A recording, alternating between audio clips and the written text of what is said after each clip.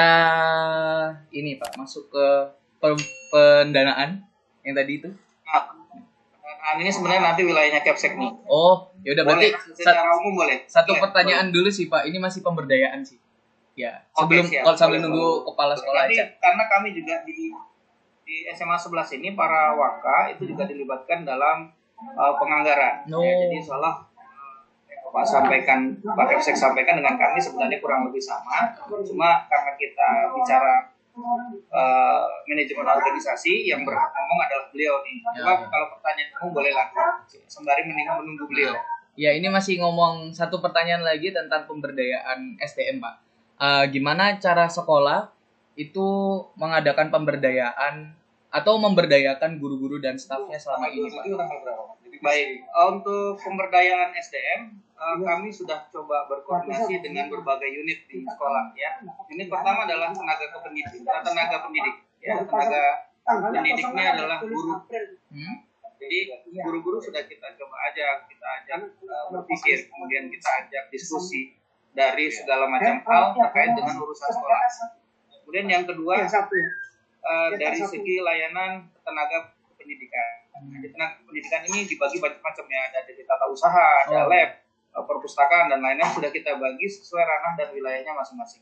Nah, sehingga nanti mereka berkoordinasi dengan para waka di manajerial sehingga ada koordinasi antara mereka dengan kami sehingga nggak terputus. Nah, dari kami di tingkat manajerial ini nanti akan menyampaikan kepada Bapak Kepala selaku penanggung jawab utama seperti itu. Jadi untuk alur organisasi sedang kami benahi sedini mungkin mulai hari ini dan beberapa hari sebelumnya terkait dengan proses manajemen sumber daya manusia, ya tetap ada kurang dan lebihnya, Jadi sampai hari ini sih alhamdulillah sudah berjalan dengan baik. Nanti koordinasi, pelaporan dan lain-lain sudah mulai berjalan. Ya. Mungkin seperti itu Mas Hilarius. Apakah guru-guru ini dan staf ini ada yang di training gitu atau gimana Pak? Untuk training kalau dari Kemdikbud biasanya kalau ada undangan kita berangkat gitu ya. Kemudian dari provinsi kalau ada undangan kita berangkat. Kalau dari sekolah itu namanya in-house training juga. Tapi biasanya kita akan menunggu pendanaan dari sekolah ketika sudah ready baru kita lakukan kegiatan in-house training.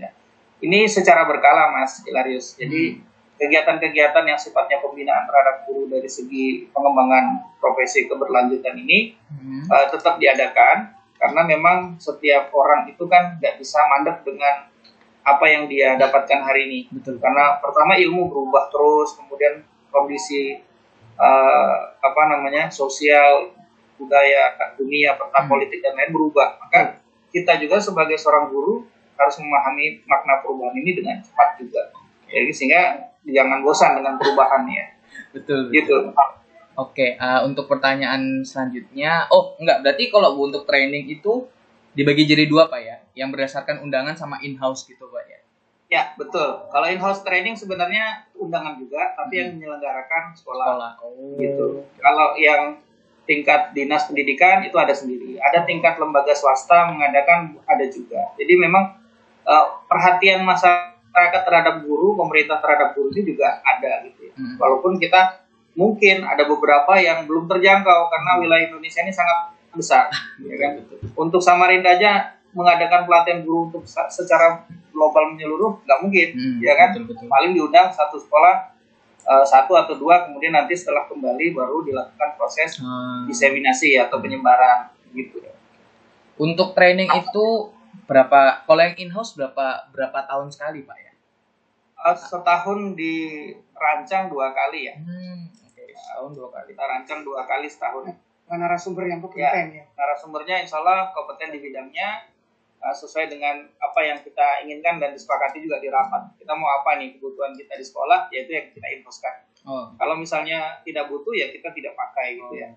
Yang kita butuhkan saat ini baru kita infos training kan. Berarti sesuai kebutuhan Pak ya? Sesuai kebutuhan benar. Kalau yang dari undangan itu kira-kira berapa kali gitu Pak ya? Kalau yang bergantung yang undang ya. Kalau itu ya. Berarti bulan boleh. Namanya diundang kita nggak bisa tentukan ya. Berarti itu Pak ya, tergantung waktunya kalau yang undangan itu ya. Betul, Nggak tapi pasti. untuk SMA 11 kapanpun diundang, insya Allah Bapak Kepala berkomitmen bersama jajarannya siap mendelegasikan siapapun yang kompeten di bidangnya, Mas. Kalau untuk anak-anak sendiri Pak, apakah ada kayak pemberdayaan gitu atau gimana Pak ya? Sementara ini tetap ada, cuma memang terbatas ya, karena kondisi pandemi Iya. kita membatasi ruang dan jarak. Kadang kita via Zoom, kadang via WA, kadang hadir di sekolah untuk skala kecil. Nah, itu ada juga pembinaan-pembinaan yang sifatnya akademis. Kalau yang sifatnya olahraga, ya kita suruh olahraga sendiri saja, karena fisik kan. Betul. Tapi kalau yang akademis memang perlu perhatian lebih, jadi kita kadang-kadang undang mereka ke sekolah dengan jaga jarak, protokol kesehatan, dan dengan jumlah yang tidak terlalu besar. Seperti itu. Tapi kalau sebelum COVID itu biasa berapa kali Pak ya?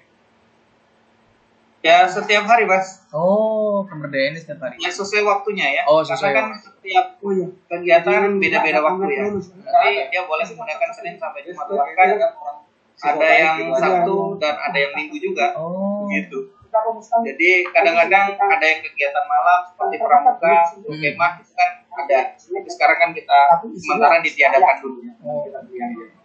Oke, kita lanjut ke pendanaan Pak ya. Baik, kita tunggu 1 menit ya. Oke, Pak. Bapak Masin. Siap. Pak, ini Tinggal geser aja. mau bertanya tentang konsep pendanaan di sekolah secara umum Iya. saja, Pak. Secara umum ya. Ya, secara umum. Monggo, Mas. Yang pertama itu bagaimana pendanaan di sekolah SMA ini? Gimana, maksudnya itu kayak alurnya gimana Pak? Dikelolanya. Untuk pendanaan kita mulai dari sumbernya dulu ya. Ya. Sumbernya ada 2. Sementara ini tiap sekolah beda-beda. Oke. Kalau di SMA 11 setelah saya datang dan 3 tahun sebelumnya juga tetap sama ya. 2 aja, Pak. Jadi 2 sumber, yaitu Bosnas dan Bosda. Untuk Bosnas dari kementerian langsung. Oh. Untuk Bosda dari kebenuran. Kebenuran lewat dinas pendidikan. Disdikbud, ya, itu Bosda. Besarnya ditentukan oleh jumlah siswa. Nah, per siswa ada sekian, nggak sama SD, SMP, SMA, SLB, SMK beda. Kalau untuk SMA secara nasional sama, yaitu 1,5. Itu secara nasional, tapi sekarang diatur 1.500.000 per orang. Itu diatur ada beda, kalau daerah terpencil beda lagi. Nah, tapi untuk SMA 11 dapat 1,5, 1,5 juta 1 tahun untuk setiap siswa per tahun. Itu dari Bosnas ya. Itu akan digunakan untuk mendanai kegiatan-kegiatan yang telah diprogramkan yang sudah tercantum dalam RKKS. RKKS itu polanya disusun terbuka, transparan, akuntabel. Terbuka melibatkan tim. Tim bukan timnya wakil saja, bukan, malah tim yang notabene-nya orang yang kritis harus dimasukkan. Orang suka ngasih masukan, dimasukkan. Nah, jadi nggak bisa kita tim orang yang pendiam. Nanti susah itu. Ya, yang istilahnya zona nyaman, malas mikir. Tulis apa. Jadi kita tim itu justru tim yang berdebat untuk nyusun anggaran seperti SMA 11. Tahun ini kan 1,3 ya. Sama mungkin 5M, rinciannya nggak perlu kan, 1,3. Itu kita perlu waktu 5 hari untuk menyusun draft. Baru kita ajukan ke tim perencanaan provinsi. Provinsi akan mereview. Setelah disetujui, baru nanti jadilah yang namanya DPA SKPD. Daftar ya penggunaan anggaran. SKPD Satuan Kerja. Ya, ini Satuan Kerja kayak SMA 11 ini. Jadi masing-masing sekolah nggak sama besarnya, tergantung jumlah murid. Kalau SMA 11 kan 580 muridnya. Jadi tentunya dapatnya ya lebih kecil dibanding murid yang punya 1.000 murid. Seperti SMA 1, 2, 3, 4, 10. Dia itu 2 kali lipat muridnya. Jadi dapat uangnya 2 kali lipat. Cara tanggung jawab dunia akhiratnya 2 kali lipat. Kalau misalnya ada pelanggaran sedikit ya 2 kali lipat dosanya. Kalau sedikit kan sedikit juga dosanya. Kalau melanggar. Kalau tidak melanggar ya alhamdulillah. Itu baik. Karena semuanya diperiksa dari internal maupun eksternal. Jadi penggunaannya sesuai dengan alur dari pedoman penggunaan anggaran. Kalau Bosda dengan Pergub, kalau Bosnas dengan Kemendikbud reguler ya, peraturan Permendikbud nomor sekian yang mengatur tentang dana Bosnas. nggak bisa keluar dari konteks itu. Kalau keluar pelanggaran. Kenapa kita dua sumber cuma bosnya? Karena komite belum ada iuran untuk siswa. Katanya balik. Sampai dulu bayar uang sekolah enggak? Lupa Pak. Lupa Pak. Lupa. SPP enggak? SPP harusnya bayar sih Pak. SPP bayar. Oh iya, lewat komite kan? Iya. Sekarang nggak ada. Makanya sumbernya cuma 2. Jadi kalau kita ada kegiatan yang tidak bisa diatur di juknis bosnas ya nggak bisa dilaksanakan kecuali ada dana lain, donatur boleh. Misalnya ada kegiatan ini mendadak, nggak ada di program ya kita lihat dulu bisa nggak diadakan perubahan di bulan berikutnya atau ada ini di adopsi dengan kegiatan lain. Itulah tim yang bicara. Jadi program ini bukan kemauan sekolah, bukan kemauan kepala sekolah, tapi program ini disusun sesuai dengan kemauan visi sekolah apa, misi sekolah apa tujuannya. Jadi dirumuskan dulu programnya, baru disusun keuangannya, baru direalisasikan, baru dievaluasi. Nah begitu. Mana yang kurang, mana yang sudah bagus ditingkatkan, yang kurang ditingkatkan, mana yang belum ada catatnya semua. Tentunya kita pakai namanya kartu kendali kegiatan. Kartu kendali kegiatan itu penting supaya seluruh komponen sekolah yang terlibat dalam keuangan itu saling mengontrol diri, tidak larut. Sepertinya saya pribadi, nggak mungkin saya bisa menggunakan uang. Yang nyairkan uang aja 2 tanda tangan. Betul. Nah, saya tahu rekeningnya, saya tahu ceknya, tak suruh simpan bendara. Saya tahu berangkas, saya tak suruh kunci bendara. Saya nggak tahu berangkas itu kuncinya apa, uangnya isinya berapa, kode nggak perlu tahu saya. Nah gitu Mas. Jadi ada tupoksinya itu sudah diatur. Ada yang sangat hanya satu orang yang tahu. Ada yang program atau keuangan itu semua harus tahu. Nah, begitu. Terus pelaporannya sesuai dengan juknis juga. Pelaporannya setiap 3 bulan sekali, Mas. Sekarang pelaporan keuangan sekolah itu online. Kalau nggak beres tahap 1, maka tidak akan naik tahap 2. Gitu, Mas. Jadi transparan, ya pelibatannya hanya semua terlibat, baru terakhir akuntabel. Akuntabel dapat diterima SPJ-nya.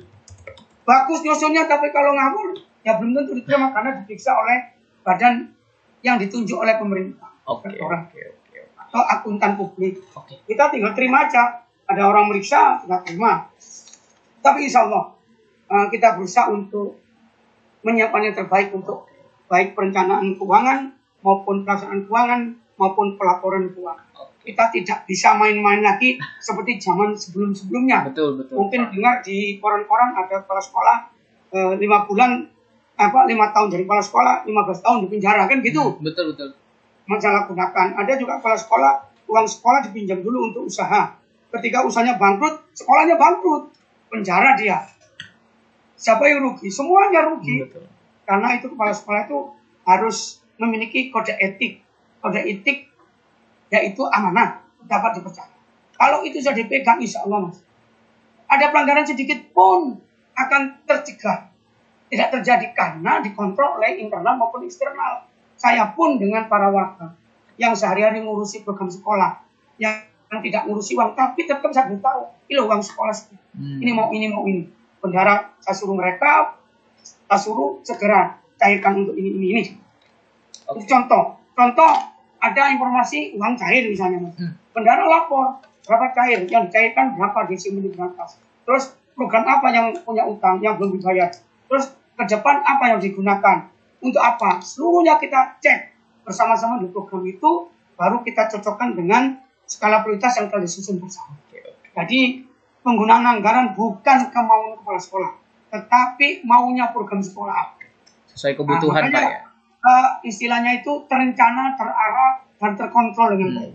Insya Allah saya tidurnya, Pak Rizal tidurnya, bendara tidur.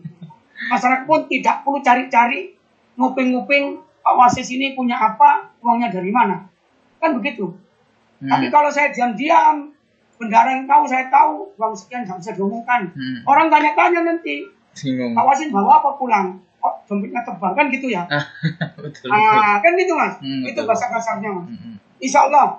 Tapi kalau untuk pihak tertentu yang minta data keuangan, kita tidak berikan karena sudah diatur.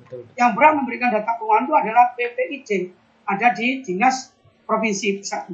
Jadi kita punya delegasi juga. Cuma transparansi secara apa namanya itu gelondongan kami tempel Mas di mading yang bisa dibaca oleh semua pihak. Rekeningnya ini, posnya ini.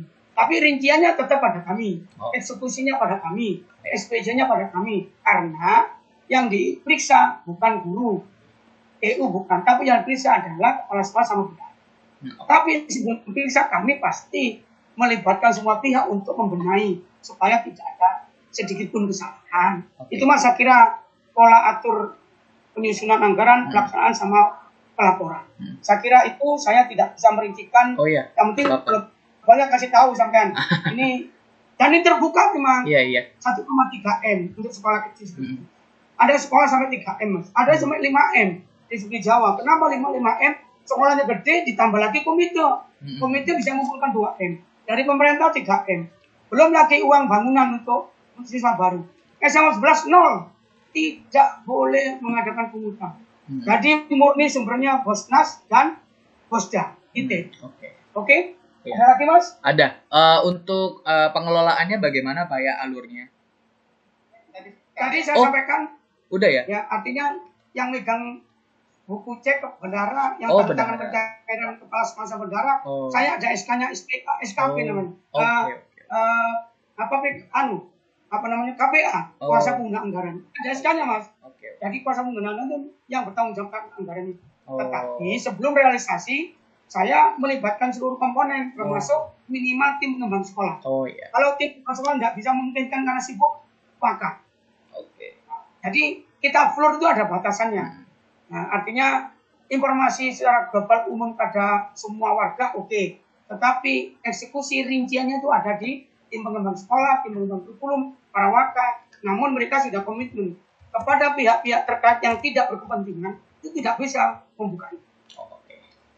Begitu Mas. Berarti aturan dari Kemendikbud. Transparan bukan berarti dibuka telanjang bulat, bukan.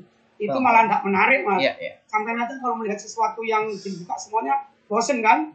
Jadi sampai ingin yang penasaran kan gitu. Tapi dengan catatan berangkat dari pikiran yang positif. Orang tanya realisasi anggaran itu ada positif thinking untuk ngontrol kita ini yang jadi manajemen, karena kepala sekolah terus terang sering harga diri pribadi pertahankan juga nama baik sekolah Mas. Kalau kepala sekolahnya di penjara Mas, yang kena bukan saya pribadi di kota, tapi sekolahnya dicatat. Ahmad Wasis, kepala sekolah SMA Negeri 11 di penjara karena menggelapkan uang Bosnas. Yang malu tuh bukan saya aja, seluruhnya, termasuk provinsi. Kok bisa ada pengawas, ada inspektorat, ada wakil, ada tim, kok masih bisa pertolongan?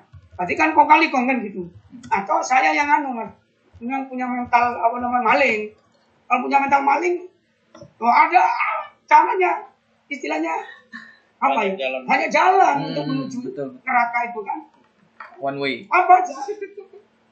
Banyak. Kami kan niatnya apa kan? Ya, betul niatnya. Nah itu Mas, saya kira untuk anggaran kayaknya seperti itu aja. Tidak bisa kita secara rinci karena faktor kode etik. Gak apa-apa. Berarti untuk pengelolaannya itu melibatkan semua Pak ya. Jadi kayak yang satu bendara. Iya betul. Bendara. Tapi menjelang dipegang hampir semua. Iya. Soalnya melihat kebutuhannya lagi Pak ya. Melihat kebutuhannya. Nah itu. Ya untuk peruntukannya sesuai dengan program yang disusun di awal tahun. Iya kan tim pembahasan nyusun. Betul. Yang tak ceritakan tadi untuk nyusun 1,3 M aja 25 hari pagi sampai siang. Iya betul Pak. Untuk 1,3 apalagi 3.000 triliun kayak anggaran pemerintah kan. Wajar aja loh DPR rapat 6 bulan. Yang 1,3 aja 5 hari itu pun perdebatan Mas. Karena masing-masing punya konsep. Saya harus ini masukkan usulan ini. Setelah dihitung oleh tim pengembang, usulan warga sekolah itu 6,4 M Mas. Usulannya 6,4 M. Uangnya 1,3. Tugas tim apa? Mereview, menyederhanakan, mengadopsi semua kepentingan, tapi tidak semua bisa dicapai. 6,4 cuma uangnya 1,3. Berarti ada sekitar 5,1 yang harus dicoret usulan itu. Nggak sedikit ya Mas. Usulnya 6,4. Semua guru buat usulan di total 6,4. Uang kita cuma 1,3 di luar pajak Mas. Di luar blokir bank. Kan tidak semuanya bisa dibeli. Ada harus disiasakan untuk blokir. Untuk apabila ada temuan itu yang dijadikan kompensasi. Mungkin itu Mas ya, tidak terlalu nggak apa-apa. Detail kalau keuangan. Ya nggak apa-apa. Ini pertanyaan terakhir Pak buat bagian keuangan. Apakah ada kendala Pak? Maksudnya seberapa banyak kendala yang ditemukan buat kayak keuangan gini Pak? Kalau kendala jumlah iya kan? Oh ya karena jumlah iya. Semua orang ingin banyak. Betul. Kendala realisasi tergantung pencairan Mas. Bosda ada 4 tahap, Bosnas 3 tahap. Program ini perlu di bulan April uang nggak ada, jadi harus pinjam koperasi dulu.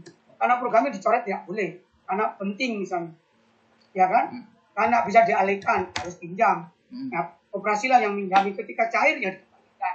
Kendala kedua adalah kadang-kadang program itu di 3 bulan terakhir itu yang banyak harus kita realisasikan karena menjelang penutupan SPJ. SPJ itu penutupan tanggal 20 Desember. 20 Desember harus selesai semua. Sedangkan cair kadang-kadang awal Desember uang. Misalnya ada uang 300 juta, cair 5 Desember. Ada anak waktu 15 untuk melaksanakan program-program revitalisasi di sekolah. Ya kalau programnya pengadaan, gampang itu. 5 hari selesai. Kalau program perbaikan, program rehab, program revitalisasi taman, sebulan tukang itu kerja. Iya betul. Nah, itulah kadang-kadang kalau manajemennya itu pelibatan nggak bisa kalau semuanya mikir sendiri. Betul. Makanya ada staf yang mumpuni, yang saling kolaborasi, itulah tujuannya yang namanya pelibatan stakeholder. Kalau dipikir sendiri nanti tambah habis kepala saya. Rambutnya maksudnya ya. Sampai mungkin pernah dulu lihat saya di lapangan futsal kalau sampai hobi nonton futsal kan? Wah, saya anak ini Pak, seni Pak, beda Pak. Saya paduan suara ya, tapi kan seni nggak boleh benci futsal. Enggak, iya Pak, saya nggak benci futsal, cuman jarang aja ngumpul di situ Pak. Seni itu karena SMA 11 itu terkenal dengan debat, dengan pasibra, dengan pilar-pilar kebangsaan, dengan futsal, voli. Bayangkan loh, saya meskipun guru SMA 4, volinya SMA 11 saya pantau Mas. Karena saya kepingin, karena tahun 93 sampai 97 SMA 4 yang masih voli. Setelah itu SMA lain, kesatuan. SMA 5 baru tahun 2013 sampai 2019 SMA 11 Mas. Futsal baru SMA 4. Nah, tapi di level tertentu bersaing dengan SMA 11. Saya mantau semua kegiatan SMA 11. Meskipun saya tidak tahu takdir kalau saya jadi orang SMA 11 nanti tidak tahu Mas. Takdir itu 2 minggu baru tahu. Itu pun bisa berubah. Takdir itu tahunya ya setelah dikasih SK baru tahu, tapi 2 minggu ada signal sudah dipanggil. Itu takdir. Tapi sebelumnya saya tidak tahu. Saya anggap mulai SMA 11 adalah potensial untuk menjadi pesaing. Iya, betul. Kita berhati-hati loh ketemu SMA 11. Dan kita akui untuk non-akademik kita bersaing dengan sesuatu. Tapi untuk akademik kita kalah jauh. SMA 4 ini off the record ya. Bukan menjadikan pacar saya dulu. Jadi-jadikan sama apa enggak. Untuk akademik kita kalah jauh. Tapi untuk non-akademik kita bersaing. Betul. Kalau akademik SMA 11 sampai nasional sih. Betul Pak. Tapi kalau untuk non-akademik yang nasional SMA 4, futsal aja Mas. Sama hoki. Sama taekwondo ya, tapi perorangan. Nggak menarik saya kalau perorangan. Iya, tim Pak. Saya senang yang tim masa ya, masal. Betul. Oke Mas ya. Oke, itu lagi? Untuk sekarang itu sih Pak. Nanti kalau ke depannya, ini kan saya alurnya ini saya mau ada revisi, jadi kayak minggu depan ini kami bakal revisi data lagi. Terus nanti diskusi, nanti kalau ada kurang saya tanya-tanya lagi Pak ya. Boleh Pak ya? Bisa WA saya, bisa WA Pak Rijal. Oke Pak, sip. Karena isi otak saya sudah terlimpahkan dengan Pak Rijal dan teman-teman. Isi program sekolah sudah direkam oleh Pak Rijal, dikerjakan oleh Pak Rijal. Jadi Pak Rijal dan teman-teman Waka itu sudah, kalau saya tidak ada di sekolah pun, sekolah jalan. Cuma tantangan aja yang belum bisa beliau. Tantangan saya belum bisa. Tapi semuanya kebijakan sudah saya delegasikan. Hampir kalau diboleh itu, saya tidak menyisai apapun di meja kepala sekolah. Pintu pun saya buka. Artinya nggak ada rahasia di antara kita. Waduh. Tidak punya buri, jangan ada dusta di antara kita. Iya Pak, wah, enak saya tahu lagu itu Pak. Iya, saya pesan lagu ya. Coba nyanyi lagunya Mahadewi dari Padi, bisa lah? Yang satu bait. Waduh. Mas. Mahadewi itu yang mana ya? Dari Padi. Sebelum penutupan. Mahadewi itu yang mana Pak ya? Resapkan nilainya kan ada syair pertama. Wah, saya nggak tahu Pak. Saya kalau kayak lagu lama. Mawar merah, seleng. Saya taunya lagu lama itu kayak lagunya ini Kangen. Oke, silakan. Kangen. Dewa kalau? Iya Pak, betul Dewa. Oke. Satu bait pertama aja sama rapnya. Oke. Ku terima suratmu, tak ku baca, dan aku mengerti betapa merindunya dirimu, akan hadirnya diriku di dalam hari-harimu bersama lagi. Langsung ref aja Pak ya.